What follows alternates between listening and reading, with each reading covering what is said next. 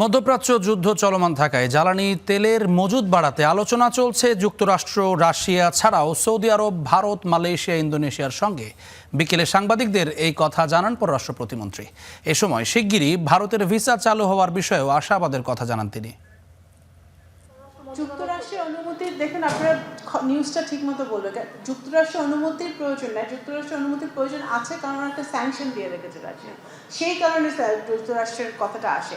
কিন্তু সেটা নিয়েও যুক্তরাষ্ট্রের সাথে জ্বালানি মন্ত্রণালয় আলাপ করছে, রাশিয়ার সাথেও আলাপ করছে। রাশিয়া থেকে জ্বালানি তেল আনতে যুক্তরাষ্ট্রের অনুমতি লাগবে কিনা এমন প্রশ্নেরই জবাব দিচ্ছিলেন পররাষ্ট্র প্রতিমন্ত্রী। যে সহযোগিতা চাইবে জ্বালানি মন্ত্রণালয়, আমরা সেটা দিব।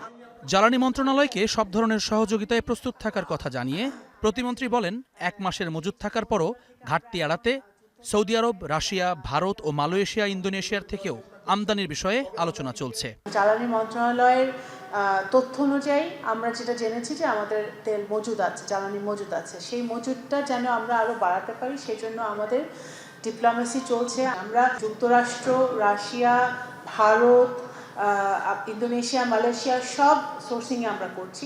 যেখান থেকে আমরা আগে পাই সেখানে আমরা মজুদ করছি।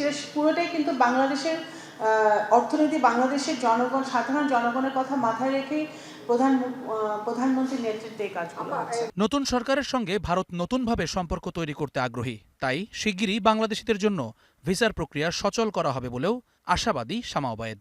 আমাদের দুই দেশের ট্রেড, ব্যবসা বাণিজ্য, পিপল টু পিপল রিলেশনশিপ আরও কন্টিনিউ করার জন্য, মেডিকেল ভিসা সব কিছু স্বাভাবিক রাখার জন্য এই ভিসার প্রক্রিয়াটা আরও সহজীকরণ তাদের করা উচিত। আগের জায়গায় চলে যাওয়ার কথা, সেটা নিশ্চয়ই তারা করবে, সেটা আমাদেরকে বলেছে। এছাড়া লিবিয়ায় কর্মী পাঠানোর প্রশ্নে মানব পাচারের বিরুদ্ধে আবারও সরকারের কঠোর অবস্থানের কথা জানান প্রতিমন্ত্রী।